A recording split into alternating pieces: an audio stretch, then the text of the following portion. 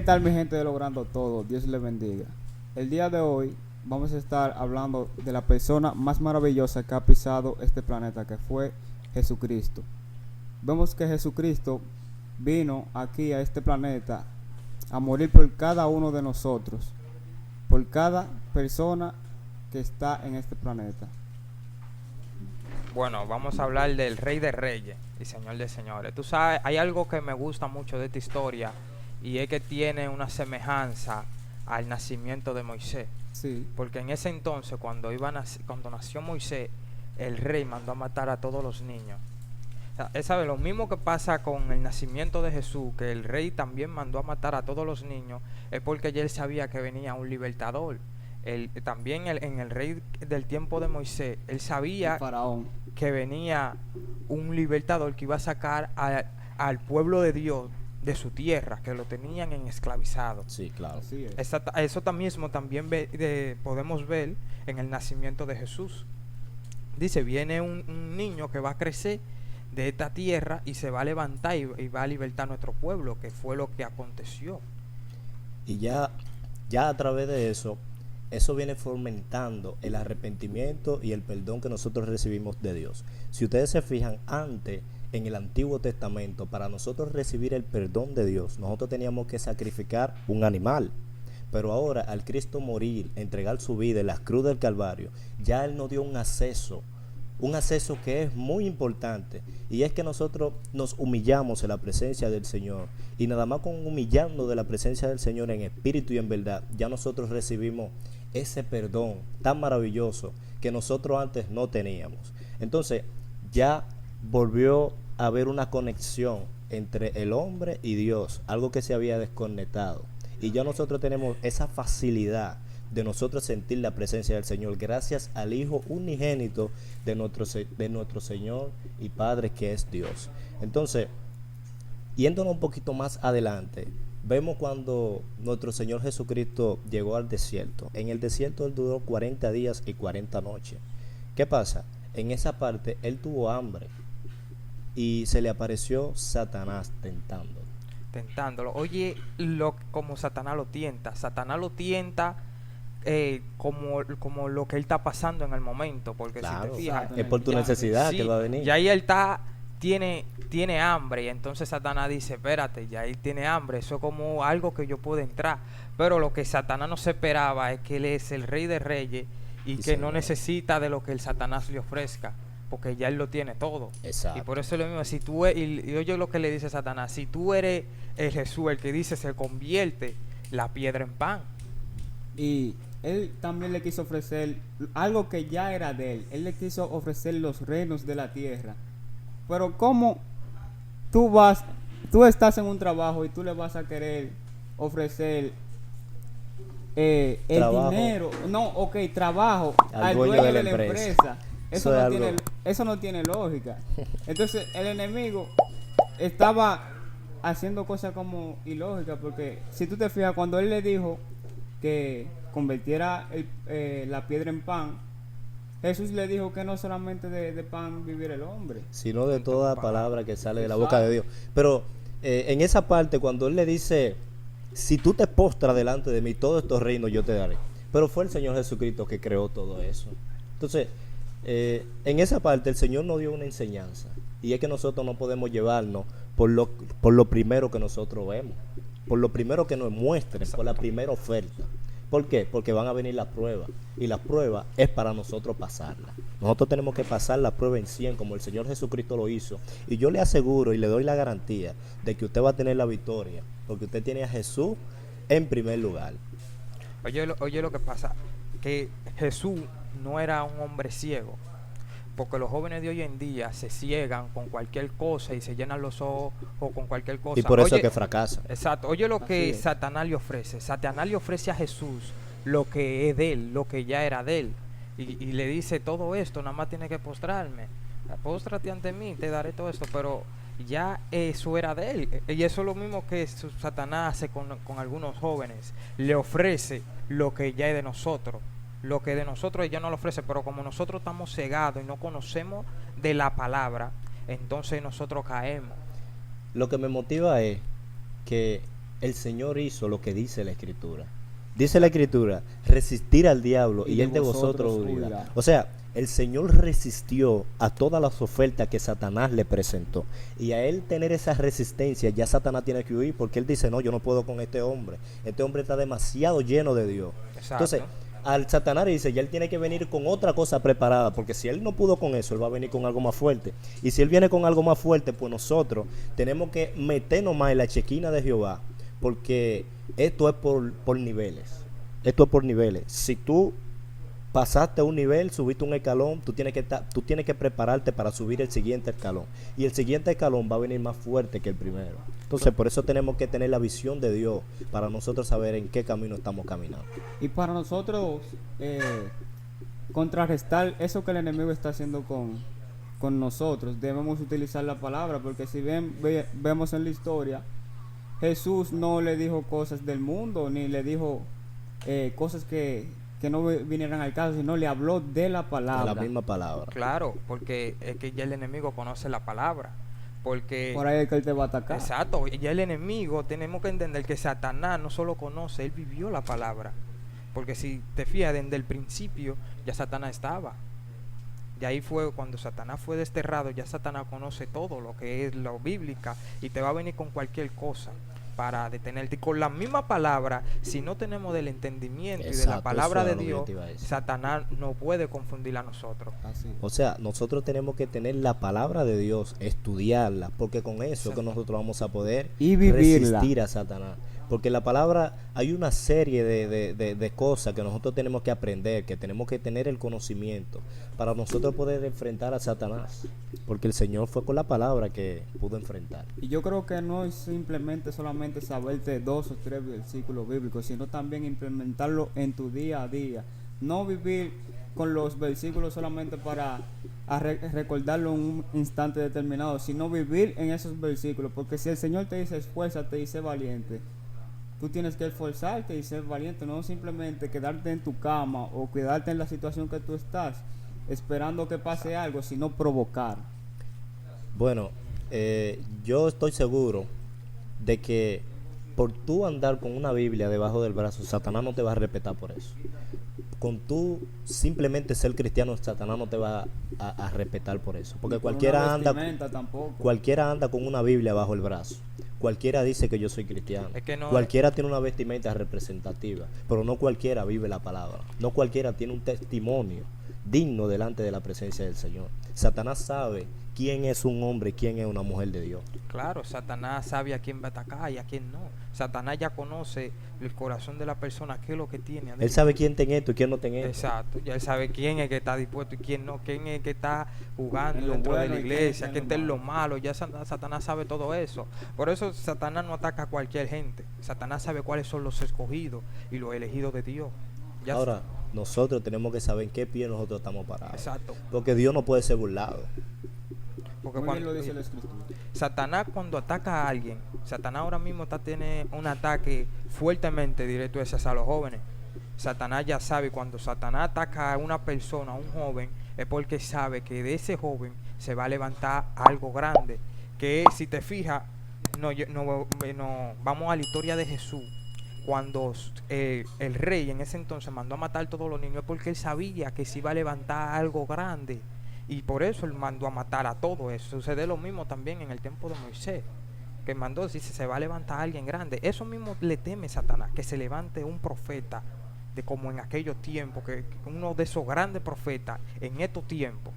Satanás le teme a esa persona, a esos jóvenes. Por eso él quiere destruirlo desde chiquito, destruir todo.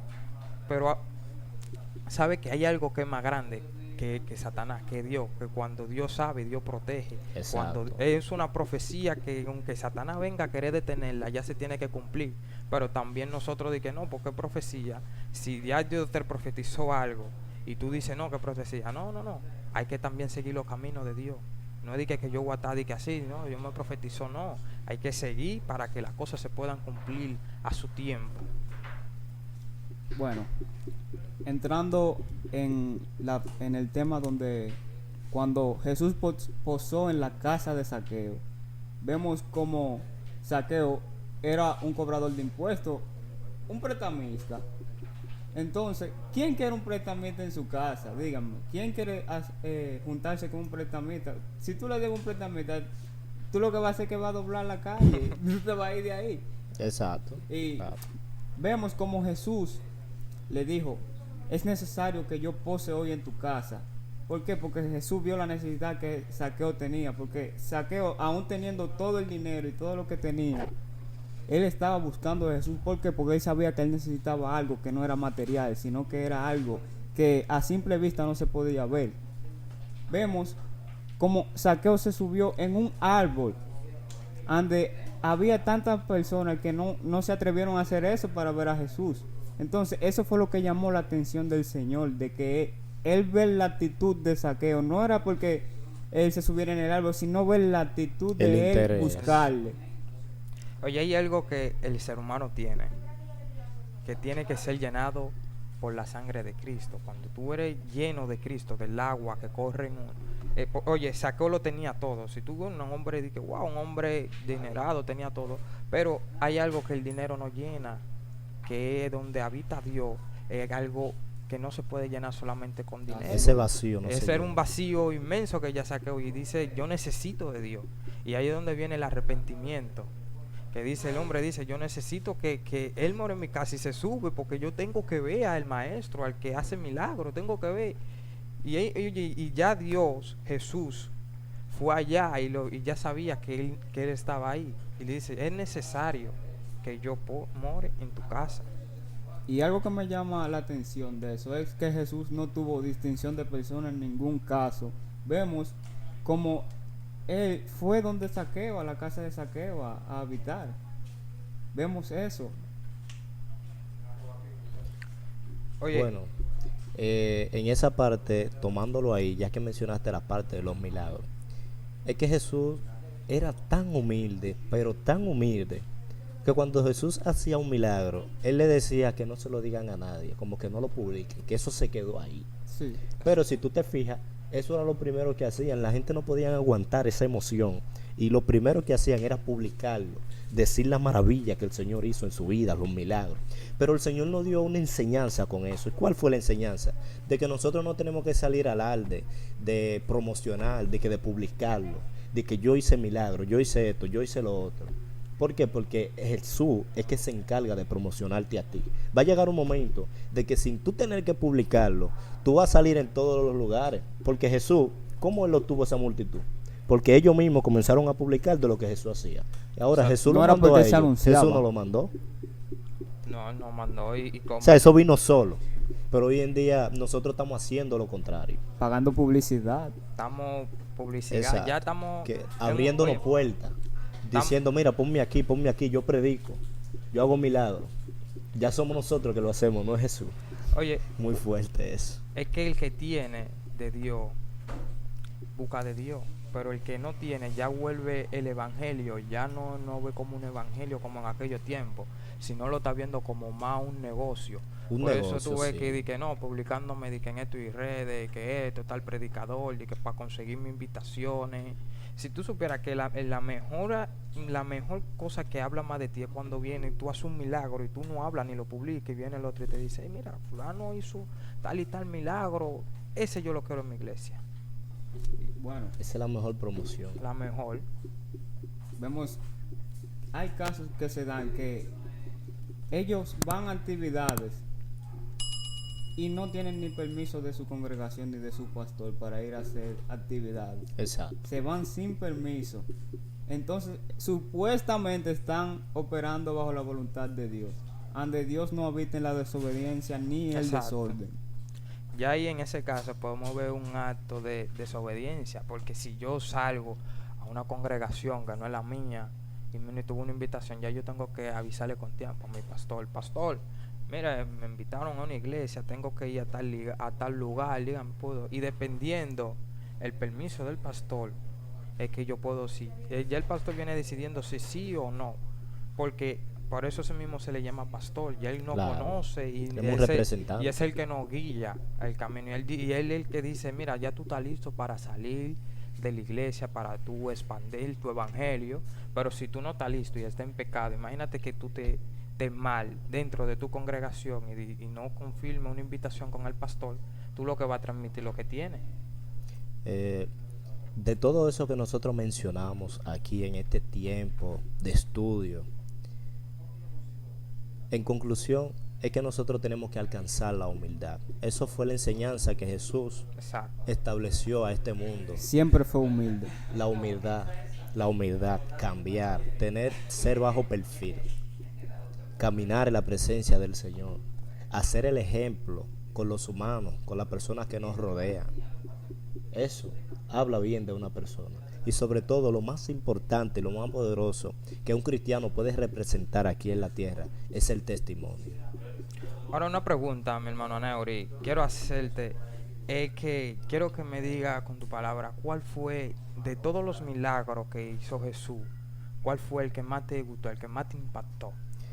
El que más me impactó, bueno, son muchos, realmente son muchos milagros Sí, que fueron muy poderosos, muy impactantes. Son muchos milagros, pero siempre de todo hay uno como que es el que más me gusta, como ese tú lo entresacas de todo y tú dices, no, me gusta más este me gusta por esto, pero el que sobresale y resalta de sobre todo. El que más me impactó, y yo la leo mucho, es en la parte cuando resucitó Lázaro. De verdad, Wow. eso fue un milagro que se veía demasiado imposible. Incluso ya tenía 4 días, su familia muriendo, limitándose delante del Creador, diciéndole que ya no hay esperanza, tú no lo vas a lograr. Tú puedes sanar un flujo de sangre, tú puedes levantar un muerto, puedes levantar paralítico, pero ya él tiene 4 días, o sea, no hay esperanza, ya eso está descompuesto. Pero cuando realmente no hay esperanza, no hay solución, ahí es que el Señor le gusta glorificarse. Y el Señor se glorificó en esa parte. Y era importante de que Lázaro tuviera 4 días. ¿Por qué era importante? Para manifestar la gloria de Dios. Ya una persona con 4 días de muerto ya es una persona que ya está en proceso de descomposición, de putrefacción. Y eso es algo increíble, hermano. Eso es algo fuerte, que después de 4 días de muerto, ya con 4 días, ya yo, imagínate en estos tiempos, ya una gente que ya fallece y tiene 4 días, ya está en decomposición, imagínate el olor que ya tendría esa persona. Entonces, mi hermano Elías, ese fue uno de los milagros que más me impactaron de la historia de Jesús. Wow, milagro fuerte y poderoso ese milagro. A mí el que más me impactó y me gustó es el milagro de la mujer del flujo de sangre, ya que ese milagro tiene algo en particular, que fue que esa mujer fue sanada y Jesús ni siquiera tuvo que ponerle la mano. La mujer tenía fe, y más el espíritu que el Señor portaba, que era la misma presencia del Señor, la mujer fue sana. Eso es algo increíble, hermano. O sea, había una fe demasiado poderosa. La fe mueve es que eso es algo que fuerte. nada más con tocar el manto Porque, del oye, Señor. la mujer tenía una fe tan grande que ella decía, yo voy ahí allá, a pesar de que ella estaba mala, y salió y corrió durante la multitud, y dijo, yo solamente con tocar su manto yo voy a ser sana. Es una fe que pocos, ya esa fe se está perdiendo. Si el cristiano tuviera una fe en Dios así, que Dios va a hacer milagros, como yo voy a un lugar, no, Dios se va a manifestar de una gloria tan poderosa, pero a veces ya esa fe como que es difícil de verla en estos tiempos. Bueno, vemos que cuando Jesús muere, se dice que el velo del templo se rasgó en 2. ¿Y qué significaba eso? Que el acceso que había a la presencia, que era limitado, está disponible para cada uno de nosotros. Entonces Jesús dijo que cosas mayores que las que Él hizo, nosotros haríamos. Entonces, si nosotros nos entregamos a Dios y le buscamos en espíritu y en verdad, nosotros podemos ser llenos, al igual que Jesús, de la presencia del Señor. Claro. Eso ya fue como una conclusión, porque ya ahí estaba presentando de que ya Jesús se iba. Entonces, antes de Jesús irse, ya él estaba terminando de preparar a sus discípulos. Le dijo, cosas mayores ustedes van a hacer en mi nombre. O sea, cuando ya Jesús se vaya, que él no esté en la tierra, ya lo que se van a quedar presentando son los discípulos. O sea, los discípulos van a tener que hacer todo lo que ellos aprendieron con Jesús. Entonces, Elías, ya para finalizar, sigue esa misma línea de cómo Jesús preparó a esos discípulos y realmente cómo ellos comenzaron a hospedarlo. Bueno, ya después que Jesús murió, ya los discípulos ya no siguieron siendo discípulos, sino pasaron a ser apóstoles y grandes profetas y hombres de Dios.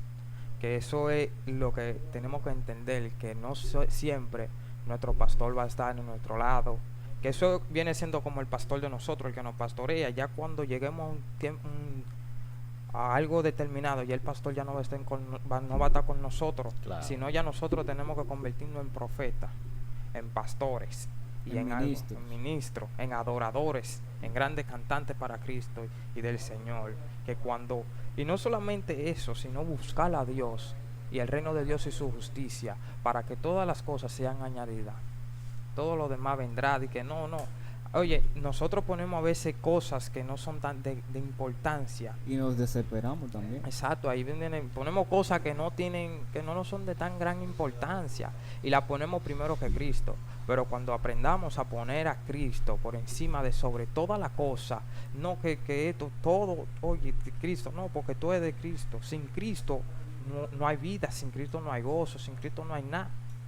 O sea, primer lugar tiene que ser Cristo, segundo lugar tiene que ser Cristo y tercer lugar tiene que ser Cristo. Amén. Entonces, ya realmente esa fue la conclusión de que nosotros tenemos que ser humildes y mantener un testimonio delante de la presencia del Señor. Y si nosotros caminamos como dice la Escritura, en espíritu y en verdad, nosotros vamos a alcanzar la salvación. Y esto fue Logrando Todo 1427. Dios le bendiga. Dios le Paz para el que bendiga viene. y paz para el que va.